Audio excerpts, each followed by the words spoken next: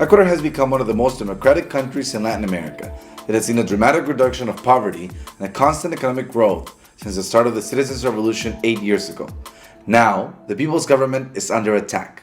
This is the topic we will cover this week in Manifest Your Voice.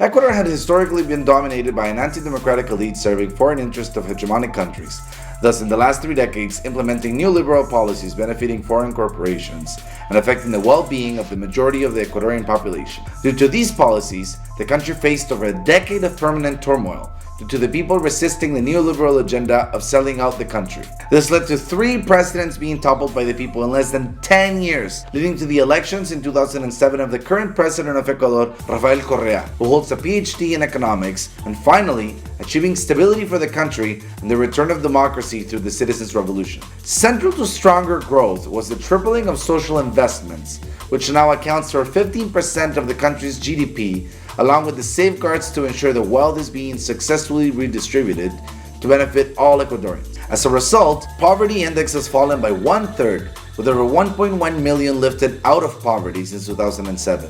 Ecuador has also seen inequality fall faster than any other country in the region. It now has the lowest unemployment rate in its history at 4.9%. The Correa administration has restored the role of the state, guaranteeing free education up to university level. Ecuador now holds the second highest level of public investment in higher education in the world, and implementing free healthcare. To fund much of this, the Correa government targeted tax evasion, a big problem which had been bleeding public revenues. As a result of this social change, President Correa has been rated as one of the most popular presidents in Latin America. Correa and his supporters have won 10 elections since 2007. Promoting equality and tackling discrimination has also been given greater emphasis than in the country's past. In 2007, Ecuador inaugurated its first public TV station and, together with the state-owned radio stations, promoted programs in Quechua and other indigenous languages. With the new media law approved in 2013, 34% of the country's radio and TV frequencies are assigned to community media run by the people. So far, 14 radio frequencies have been assigned to each of the country's indigenous groups. Laws to protect minorities have also been implemented, including a law which compels companies to reserve 4% of jobs for people with disabilities and other quotas for minority ethnic groups in order to narrow inequality gaps. The same has been applied in the country's higher education system. In order to tackle Western domination, the Correa government shut down the US military base in Manta and asserted control over the country's oil and other natural resources, taking them away from domination by multinationals, and canceled the punishing international debt. In the past, 3 times as much was spent on debt repayment than on social services. As a result, fierce opposition came from the old elite and its allies in Washington, and the 2010 coup proved how concerned the old powers were at Correa's successes. On September 30th, a police riot ended up in a violent revolt against President Correa, who was held hostage in a hospital for several hours. The clashes resulted in 10 deaths, including a presidential guard. Documents emerged showing massive US funding for policemen and opposition groups through US aid. Despite this direct threat, Correa continued to assert an independent foreign policy. One of his boldest moves was granting Julian Assange asylum in the Ecuadorian embassy in London in 2012, a move that angered the UK, Swedish, and United States government. Recently, Correa began to shape the debate around inequality and wealth distribution in the South American country.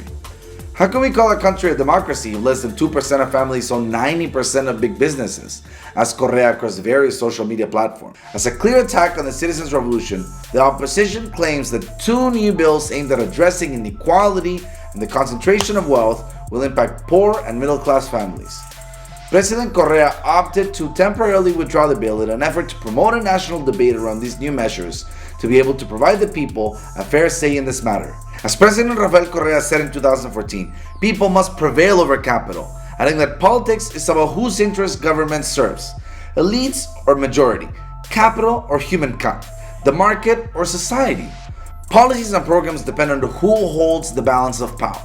Now, who is attacking progress in Ecuador? According to several media outlets, the United States is actively involved in supporting this destabilization plot. Guillermo Lasso, a wealthy banker who Correa soundly defeated in the last presidential election, has said that the measures proposed by the president are an attack on those who have been prosperous and the meritocracy that exists in the country. Correa addressed those comments directly, asking what kind of meritocracy justifies the fact that in 2014, retired Guillermo Lasso earned $15 million, which is to say the equivalent of 3,500 years of wages for a worker. How can that be morally justified? Another opposition leader, Mayor Jaime Nebot, was caught on tape telling his supporters to attend anti-government protests in old cars in order to give the appearance that demonstrators come from humble backgrounds. Nebot also admitted in an interview on CNN that he would be among the 2% that would be affected by the new inheritance taxes. Usted no está dentro de ese 2%, ¿sí o no? No, yo sí estoy dentro del 2%. Both Lasso and Nebot have called on supporters to continue to demonstrate against the government despite Correa's effort to promote a national debate. Before, the poor had to fight against the government of the bankers. Today, the rich fight against the government of the poor for the crime of seeking a bit of social justice, said Correa via his Facebook account. The government has significantly boosted economic growth to the extent that it is one of the best in the region. That success was achieved in spite of the fact that Correa came to office on the eve of the global financial crisis, and Ecuador is hampered by not having its own currency. A true revolution, as the famous Cuban revolutionary and singer Pablo Milanés once said, the citizens' revolution in Ecuador is one of the most authentic revolutions in Latin America.